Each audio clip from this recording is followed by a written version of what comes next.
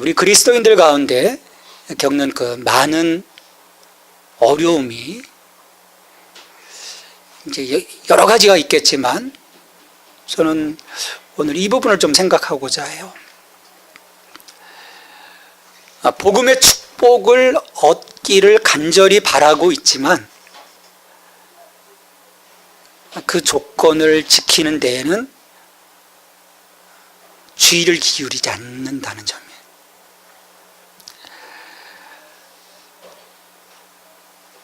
정말 다 누리고 싶어 해요. 저도 실은 그렇습니다. 하나님 그 말씀하시는 것들을 다 누리고 싶어요.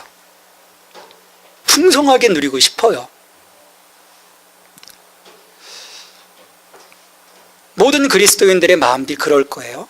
그 약속 안에서 주신 것들을 다 누리고 싶어 하는데 정작 그 대가 지불에는 인색한 거예요. 하지만 결국 심는 대로 거둔다는 것이요 순리입니다. 우리 갈라디아서 6장 7절에서도 스스로 속지 말라고 얘기를 해요. 우리 개정개혁에서는 하나님을 업신여기지 말라고 이제 만홀히 여기지 말라고 개혁한 글에서는 그러는데, 여기서는 개정개혁에서는 하나님은 업신여김을 받지 아니하시나니 사람이 무엇으로 심든지 그대로 거둘 것이다 라고 얘기하는 거죠. 좀 더 리얼하게 표현하면 하나님 우습게 여기지 마. 다 보고 계셔. 결국 네가 뿌린 대로 걷는데 왜 그 이상 엉뚱한 걸 바래? 실은 그런 말씀인 거예요. 우리 신명기를 보면요 분명합니다. 이프와 이프 낫이에요. 너희가 이것을 지키면 복을 받을 것이고 너희가 이프나 지키지 않으면 저주를 받을 것이다. 이 복과 저주를 극명하게 선포를 해요. 그러니까 성경의 모든 약속은 거기에 붙여져 있는 그 조건들을 지키지 않는 한 우리는 그 약속에 따른 축복에 실은 다가갈 수가 없어요. 다가갈 수가 없습니다. 그러니까 불순종하면 받지 못하는 거죠.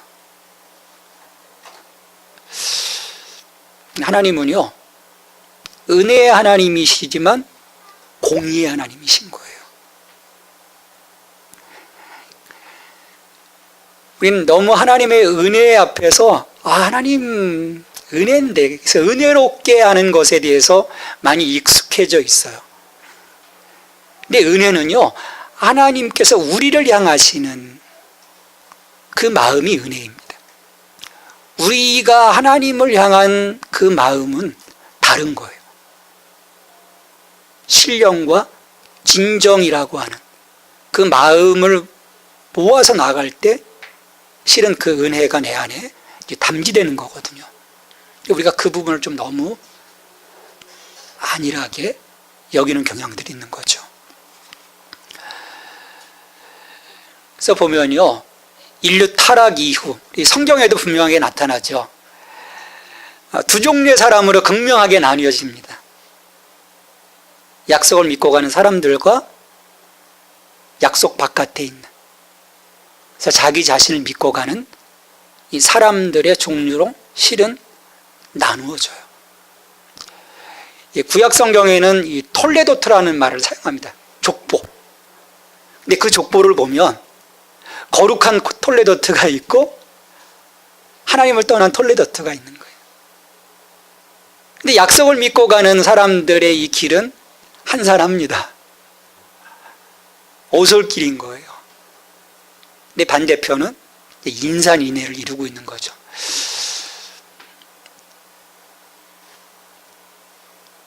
물론 저 안에도 이제 그런 유혹이 지금은 실은 없어요. 근데 저도 이제 믿음이 이제 자라간 어떤 그 과정 속에서 어떤 청년 그 주일학교, 중고등부, 청년부 커가는 과정 속에서 보면 이 줄타기를 하는 이쪽에도 있고 이쪽에도 있고 절묘하게 어떤 줄타는 것에 대한 그런 유혹들을 좀 받습니다. 양다리 걸치고 있는 거죠. 물론 우리의 그 포지션 자체가 양다리예요, 실은. 왜냐하면 거룩한 세속성입니다. 우리가 살아있는 교회에서 우리가 우리의 어떤 정체성을 함께 나누었지 않습니까? 하나님이 우리를 부르셨지만, 그래서 성도, 거룩하게 구별하셨지만, 그 부르심과 함께 다시금 세상 가운데로의 보내심을 입은 존재라는 의미에서 실은 양다리를 걸치고 있지만, 그 양다리를 걸친다고 하는 것은 기회를 엿본다는 그 측면이 아니고, 내가 하나님의 대행자로서의 어떤 그 포지션의 문제인 거지, 우리의 삶이 왔다 갔다 하는 그러한 모습은 아니라는 거예요. 정말 그러한 삶을 내가 살아간다면 우린 진정 그리스도인은 아닌 거죠. 종교인인 거예요. 그래서 보면 새로운 하나, 그 종교의 아이템을 내가 장착하는 거죠. 아이템의 득템을 한 거예요. 좀 옛날 어른들로 말하면 부적 하나 더 집어넣은 거. 그런 어떤 그 종교적 어떤 삶을 살아가게 되는 거예요.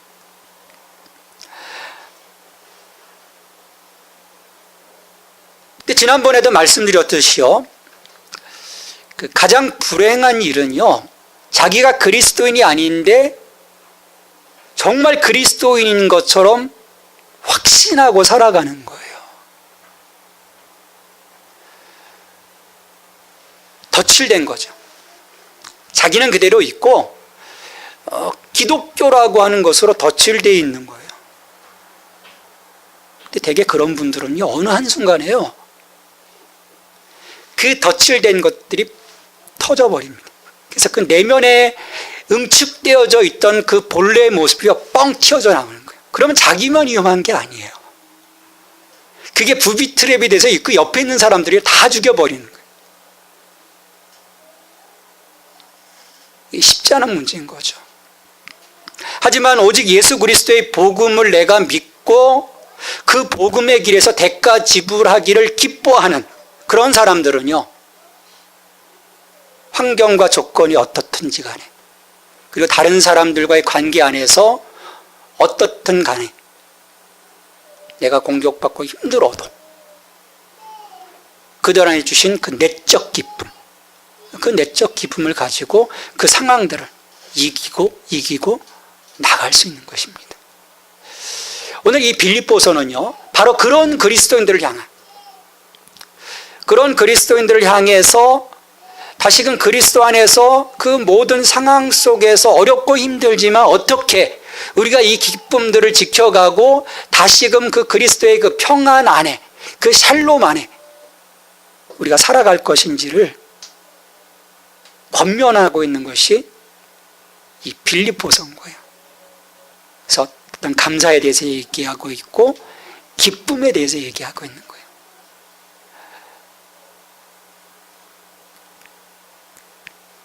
그러니까 우리의 삶에서요, 늘 어떤 그 기쁨에 대한 표현과 또 우리 언어 속에 감사에 대한 언어들이 실은 표현되는 것. 그게 이제 그리스도인의 모습인 거죠. 그래서 우리가 이 빌립보서라고 하는 이 말씀 안에 숨겨져 있는 그 하나님이 보장하고 있는 이 글귀 하나하나를 통해서 담고 있는 그 하나님의 귀한 선물을 나의 것으로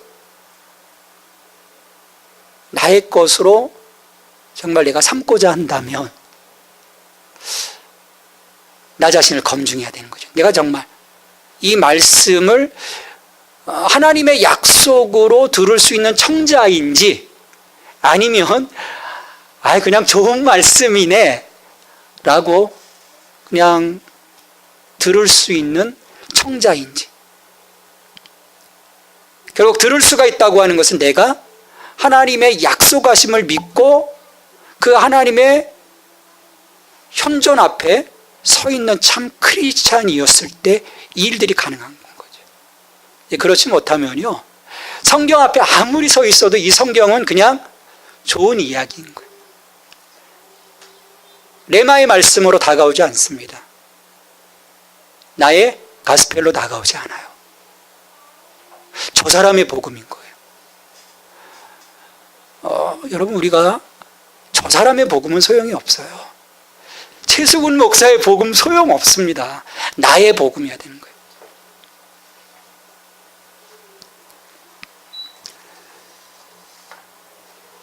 그럼 진정한 그리스도인 됨은 무엇인가? 어떤 그 모습, 어떤 그 내적인 힘들이 그 안에 있을 때, 그리고 삶에서 무엇들이 표출되어질 때 우리가 크리스찬이라고 할 수 있을까? 교회 안에 있다고 해서 크리스찬이 아닌 거예요. 우리 대한민국의 크리스찬들 지난번 2015년도인가요? 930만 명이래요. 대한민국에 930만 명의 크리스찬이 있답니다. 거기다 카톨릭까지 하면 500만, 그러면 1330만, 우리나라의 인구 4600만인가요? 오늘 살아있는 교회에서도 우리 함께 나누겠지만, 한 가정, 한 사람이 하나의 공동체를 변혁시킬 수 있는데 거의 1330만 명이 참 크리스찬이라면 대한민국은 난리가 나는 거죠. 근데 난리가 납니까 지금? 난리 안 나거든요. 문제가 심각한 거죠. 그건 다른 사람들의 문제고, 그럼 나의 문제를 보는 거예요. 나는 어떤가? 우리는 매 순간이요 검증해야 합니다. 우리 보면 청문회에서 검증, 근데 제대로 검증을 못 하더라고요. 보면은 나 초록동색이라 다 그냥 걸고 그냥 스물스물 넘어가요. 철저하게 검증해야 돼요. 철저하게 검증해야만이 내가 하나님 앞에 섰을 때 하나님이 나를 보시는 것 아니겠습니까? 그렇지 못하면요, 우리 하나님으로부터 소외되는 거예요. 소외. 자, 첫 번째, 이 사도 바울이 1절로부터 7절까지 해서 이야기하고 있는 것, 우리가 몇 가지를 좀 살펴보면요. 첫 번째가 우리 7절 말씀을 보시죠. 7절 말씀에 보면 나의 매임과 복음을 변명함과 확정함에 너희가 다 나와 함께 은혜에 참여한 자가 됨이라 얘기를 합니다. 은혜에 참여한 자.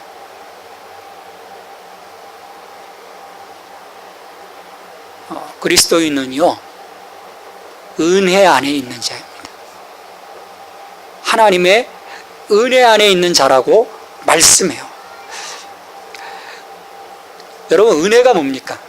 그것을 받을 자격이 없는 자에게 베풀어 주시는 하나님의 너그러우심이에요.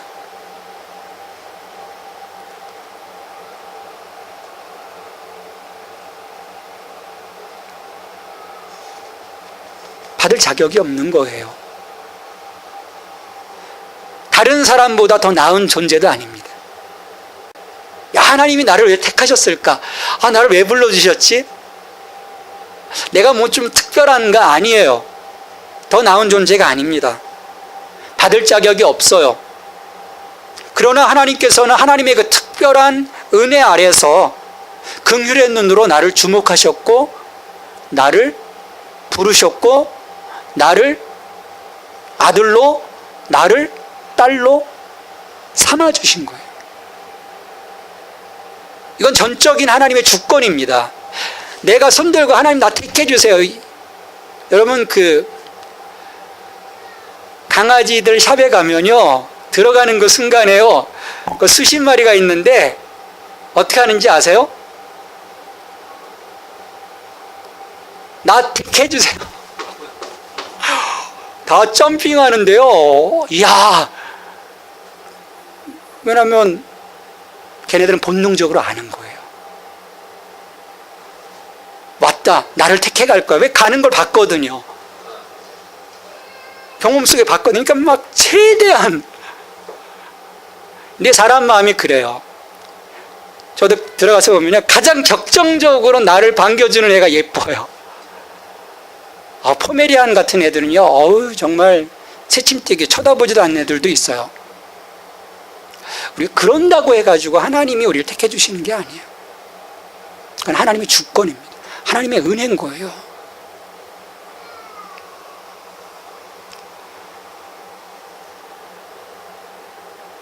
결국 내가 하나님의 은혜 안에 산다고 하는 것은 무엇이 전제되는지 아십니까? 나에 대한 자각이 있을 때 그 하나님의 은혜 안에 들어갈 수 있는 거예요. 내가 은혜 아니면 아무것도 할 수 없다라고 하는 철저한 자각, 나의 철저한 비움, 그 하나님의 주권 앞에 무릎 꿇기를 기뻐하는 겸손함이 사실은 있을 때만이 하나님의 은혜 안에 살아가게 되는 것입니다. 많은 사람들이 하나님의 은혜를 얘기해요. 근데 실은 그 은혜는 진짜 은혜가 아닙니다. 내가 나를 내려놓을 때,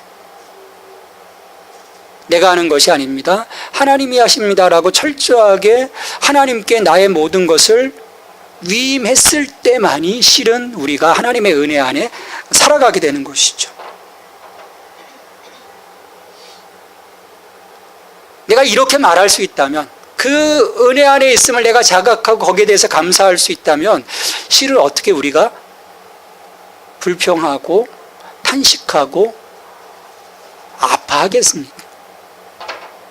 하나님의 은혜, 그 헤아릴 수 없는 그 하나님의 은혜가 나를 감싸 안았는데, 가장 그 중심의 그 힘이 나를 지탱해 주는데, 그것이 매 순간순간 느껴진다면 지금 펼쳐지는 어떤 그 상황 앞에서 나는 결코 작아지지 않을 거예요. 왜?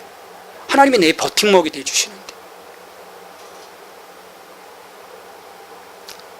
그 사랑에서 로마서 8장 31절 말씀에서 그 어떤 것도 그 하나님의 사랑으로부터 나를 떼어낼 수 없다고 말씀하고 계시는데, 왜 우리가 걱정이 되고 염려가 되겠습니까?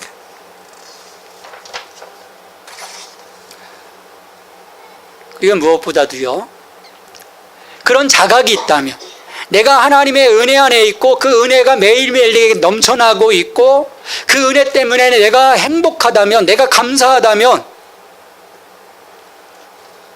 여러분 우리 안에 뭐가 떠오를까요?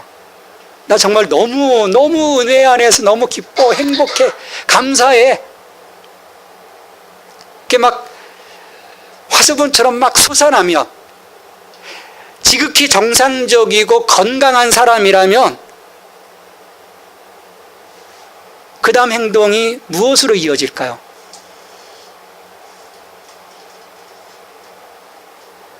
정말 이기적이고 철저하게 자기만 아는 인간이 아니라면 이제 옆을 돌아보게 되는 거예요. 이 은혜를 함께 공유할 사람들을 보게 되는 거예요. 나누고 싶은 거예요. 영화 하나 보고도, 맛있는 음식 하나 먹고도 사람들하고 나누는데,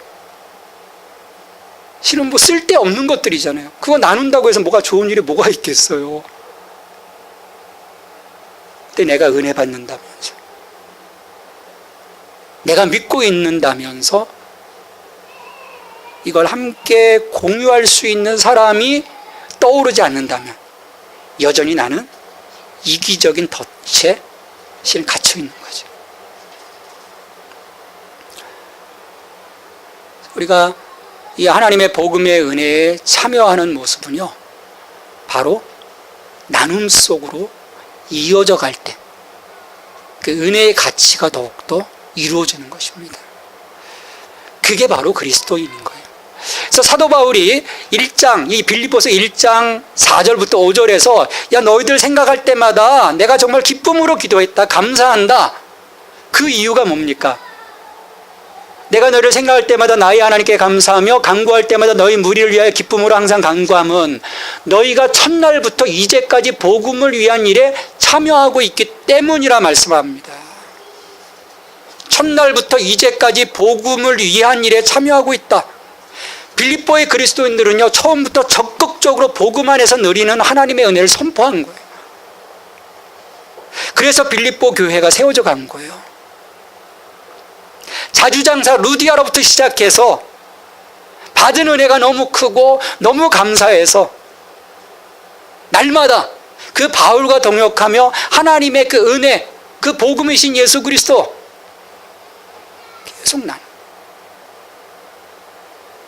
그거 생각할 때마다 사도 바울은요 감격하는 거예요. 감사하는 거예요. 기도할 수밖에 없는 것이죠.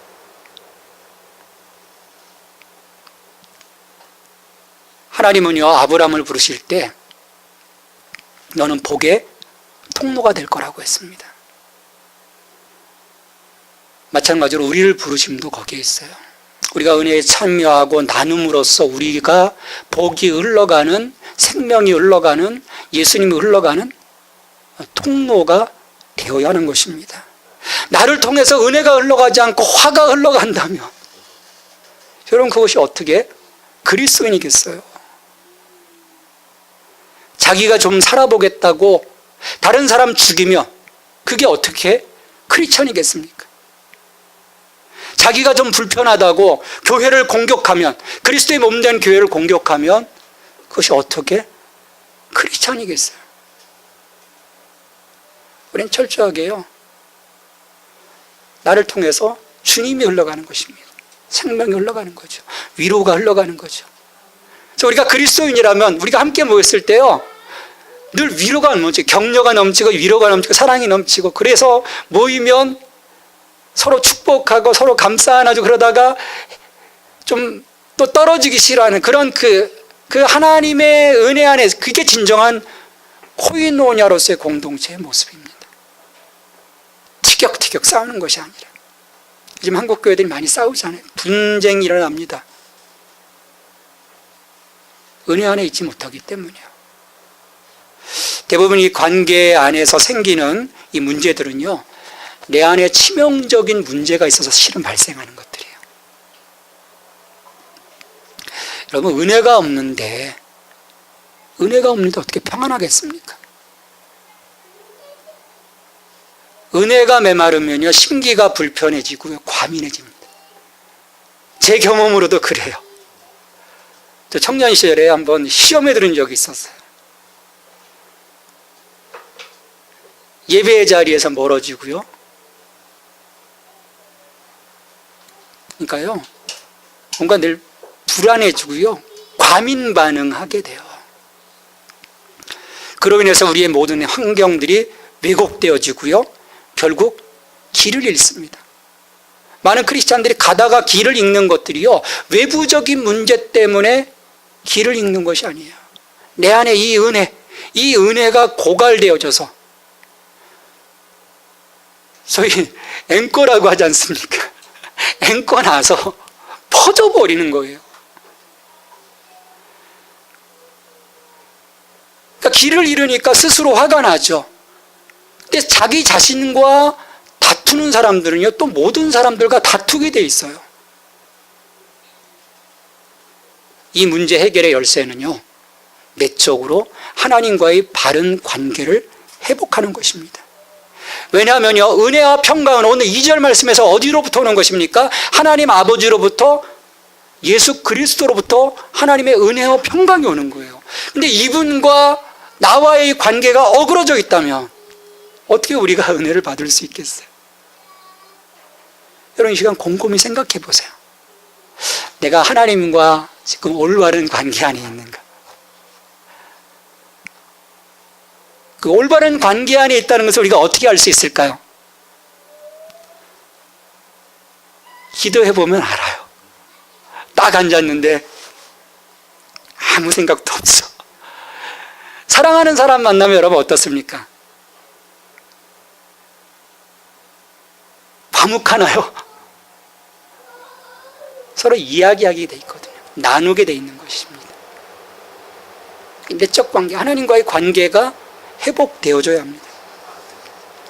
그러면 그 삐뚤어짐이 치유가 되고, 그 삐뚤어짐이 치유되면서 다시금 그 통로를 통해서 내 안에 은혜와 평강이 오게 되는 거죠.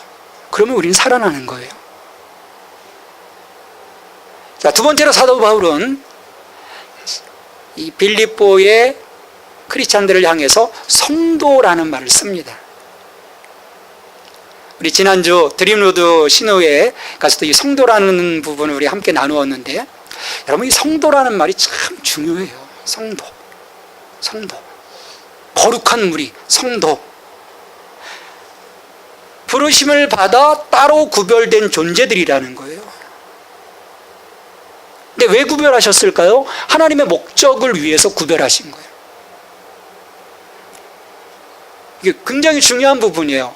우리의 목적을 따라 우리가 여기에 모인 것이 아니고 하나님이 각자 있는 그 사람들을 픽업하신 거예요. 픽업해서 여기서 모아서 하나님의 그리스도 안에 몸된 교회를 이루게 하시고, 이걸 구별해서 하나님의 목적을 이루도록 구별된 존재라는 거예요. 하나님을 경배하기 위해서, 하나님의 이름을 높여드리기 위해서, 하나님을 예배하기 위해서, 그 하나님의 은혜의 계획들이 세상 가운데 선포되도록 하기 위해서 불러 모은 존재들입니다. 여러분, 여기에 대한 분명한 그 목적의식이 중요합니다. 나는 이 하나님의 목적의식 가운데 분명히 손들고 여기에 순종하고 있는가? 그냥 타이틀만 붙잡고 있는 것이 아니라 이런 그 목적 가운데 내가 반응하고 있는가?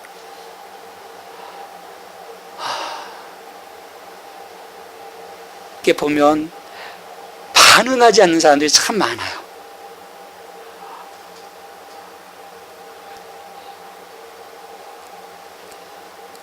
전에 그 중학교 아이들 이렇게 좀 같이 이렇게 교육 전도사로서 이렇게 봉사 2년을 했던 적이 있어요.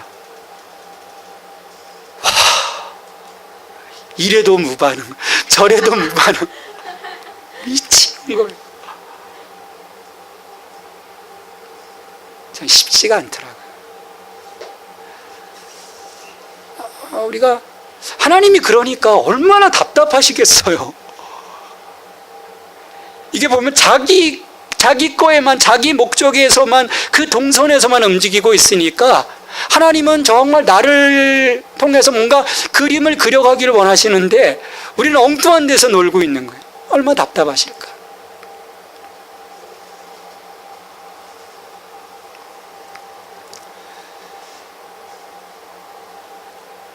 그러니까 하나님의 목적의식을 내가 분명하게 자각한다면요, 내 안에서 어떤 일이 일어나기 시작하냐면 나 스스로 구별하고자 하는 삶의 우선순위를 가져갑니다. 나의 말을 구별하고, 내 생각을 구별하고, 내 행동을 구별하고, 내가 가는 장소들을 구별하고, 내가 만나는 사람들을 구별하게 되는 거예요.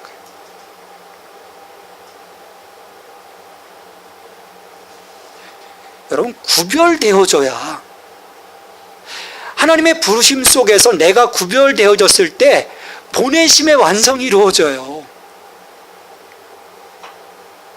제가 지금 한 몇 번을 말씀드렸던 것 같아요. 제가 들으신 분들한테는 죄송합니다. 전설이 있어요. 옛날, 지금은 저 사창가들이 거의 없어졌지만 옛날 저 청량리에 그 588 유명한,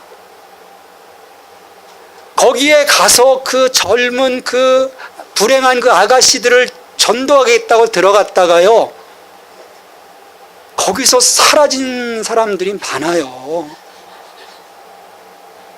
왜 그렇습니까?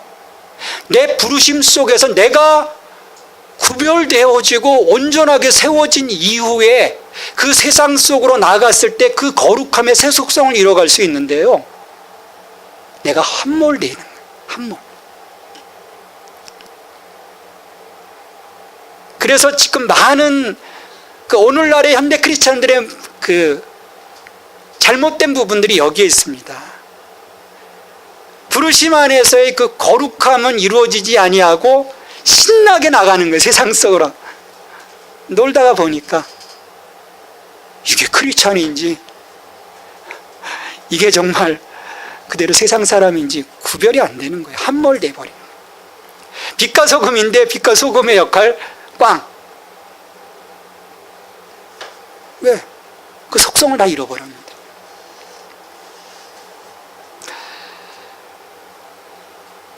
말씀에는요, 놀라운 위로와 위안이 담겨져 있습니다.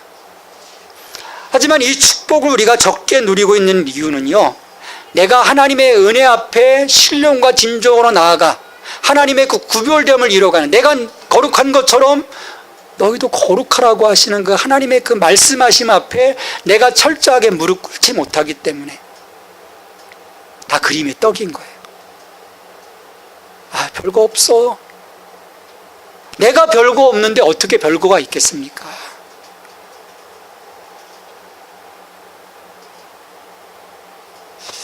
근데 다시 우리를 좀 돌아보면요, 그 힘을, 그렇게 살아갈 수 있는 힘이 실은 있을까요? 없을까요? 우리는 좀 믿죠.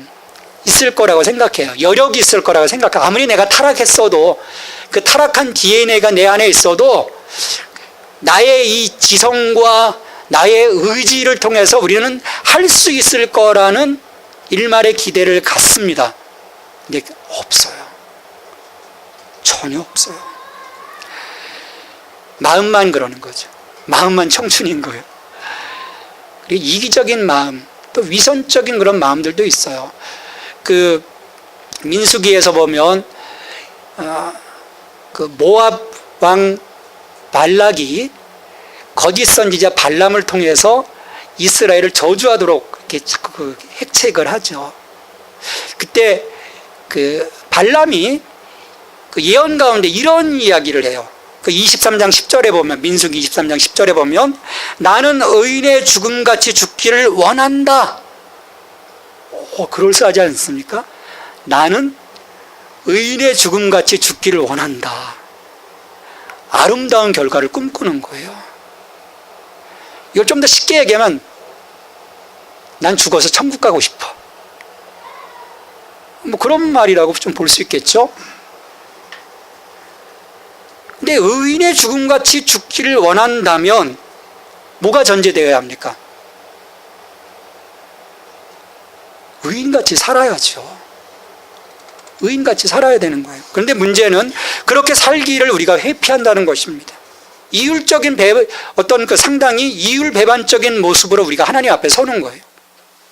자기가 다 누릴 거 다 누리고 그런 축복을 얻고 싶어 합니다. 근데 결국 그 끝이 어떻게 되겠습니까? 하나님으로부터의 소외인 거예요. 소외. 나는 하나님과 굉장히 친근하다고 생각했는데 하나님으로부터의 소외. 이건 충격이죠. 이런 우리의 이기적인 마음들, 우리의 약함, 끈기 없음, 이런 것에서 다시금 지속하게 하고 일으켜 세울 수 있는 외부적인 상황이 우리 안에 24시간 내내, 아니 평생 필요한 거예요. 왜?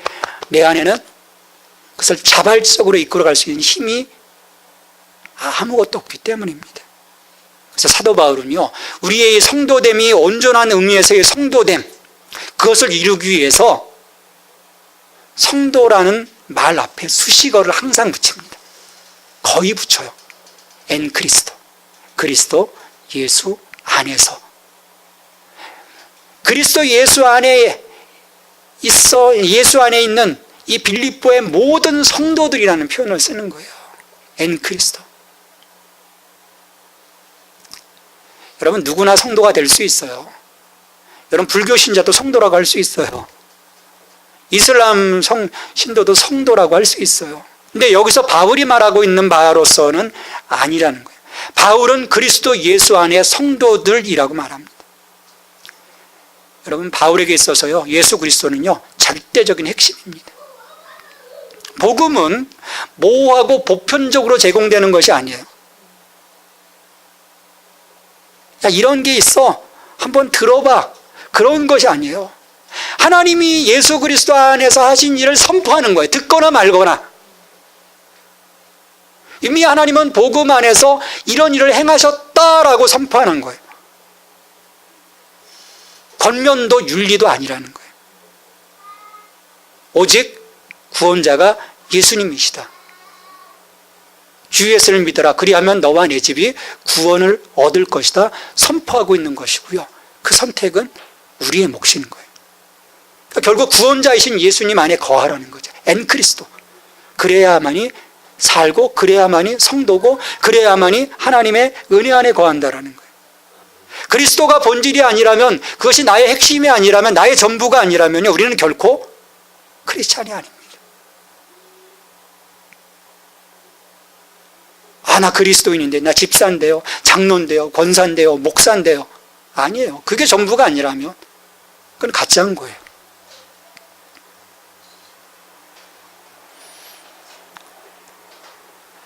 여러분은 여러분 자신이 하나님 백성, 성도됨을 믿으십니까? 하나님의 은혜 안에 참여하고 있고 그리스도 안에 있음을 여러분 확신하십니까? 그럼 여러분은 행복한 자입니다. 그 안에 있다면 난 정말 행복한 자인 거예요. 근데 왜냐하면 그 하나님이 내 인생 가운데 아버지가 되시고 내 삶의 산성이 되시고 나의 도움이 되시고 나의 피난처가 되시고 나의 공급자가 되시는 거예요. 나의 위로자가 되시는 거예요. 여러분, 행복할 수밖에 없는 거예요. 그리고 오늘 6절의 말씀이 나의 확신이 되는 것입니다. 6절 말씀 같이 읽습니다. 너희 안에서 착한 일을 시작하신 이가 그리스도 예수의 날까지 이루실 줄을 우리가 확신하노라. 너희 안에서 착한 일을 시작하시니, 착한 일, 이건 생명 살리는 일이고요, 구원하시는 일이에요. 이로 말미암아 그 그리스도의 사심과 죽으심과 부활하심이 우리의 삶에서 실제가 되고 적용되어지고 우리는 그분의 형상을 따라 새로운 삶으로 세워져 가게 되는 그 일을 시작하셨고 그 일을 하나님이 완성하신다라는 거예요. 끝까지 성령 안에서 나를 견인하시겠다라는 거예요. 우리가 하는 것 아닙니다. 아버지가 하시는 거예요. 그러니 그런 아버지의 하나님의 은혜 안에 있다면, 그리고 나의 힘의 원천이 되시는 그리스도 안에 있다면, 끝까지 내 삶을 견인해 가시는 성령님 안에 내가 있다면 오늘 우리 안에 문제될 것은 전혀 없는 거예요. 물론 세상적으로는 있겠죠. 이렇게 볼 때. 근데 그것은 내게 사소한 문제라는 거예요. 사소한 문제인 거예요. 오늘 이와 같은 하나님의 약속이 여러분의 약속이 되어 이 약속을 누리는 기쁨과 감사가 있는 참 크리스찬이 될 수 있기를 주님의 이름으로 축원합니다. 하나님, 오늘도 우리와 함께 하시고 하나님 안에 우리를 품어주심을 감사드립니다. 우리는 하나님의 백성된, 하나님의 성도된, 하나님의 은혜 안에 살아가는 그리스도 안에 있는 하나님의 자녀입니다. 주님, 오늘 우리를 이렇게 세워주셨사오니 그 능력 안에서 이제는 살아가게 하시고 하나님의 능력이 우리의 삶을 통해서 발현되어지는 그 능력의 통로, 생명의 통로가 될 수 있도록 저희들을 세워주시옵소서. 예수님의 이름으로 기도하옵나이다. 아멘.